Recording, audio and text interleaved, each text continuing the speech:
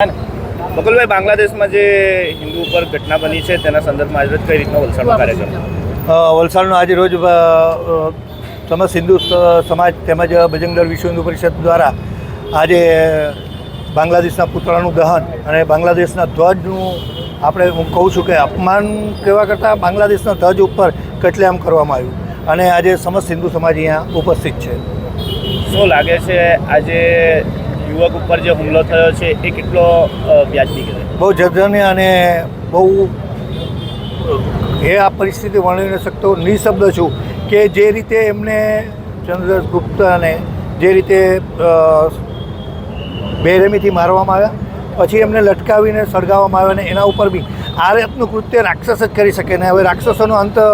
ભગવાન શ્રી રામનું મંદિરનું બી પુનર્નિર્માણ થઈ ગયું છે, ધર્મધજા બી લાગી ગઈ છે અને આવા પ્રકારના રાક્ષસો ભારતમાં હશે કે ભારત બહારમાં આંતરરાષ્ટ્રીય કોઈ બી દેશમાં હશે, એને નાશ કરવા માટે બજરંગ દળ વિશ્વ હિન્દુ પરિષદ અને સમસ્ત હિન્દુ પ્રતિજ્ઞા લઈ રહ્યો છે, સંકલ્પબદ્ધ થઈ રહ્યો છે અને હવે પછીને આવી કોઈ પણ ઘટના સહન કરવામાં નહીં આવે અને એનો જડબાતોડ જવાબ દેવામાં આવશે. બકુલભાઈ, સરકારના અંદર કેન્દ્ર સરકાર છે, કેન્દ્ર સરકાર પાસે કઈ રીતની હાલ હિન્દુ સમાજ માંગ કરી રહ્યો છે? કેન્દ્ર સરકાર પાસે બાંગ્લાદેશ સાથેના તમામ વ્યવહારો તોડી નાખવામાં આવે, બાંગ્લાદેશ સાથેના જે બી મૈત્રી કરારો છોડી દેવામાં આવે. બાંગ્લાદેશ એક બચ્ચું આપણા રમતું બચ્ચું કે જે ભિખારી દેશ, એને આપણે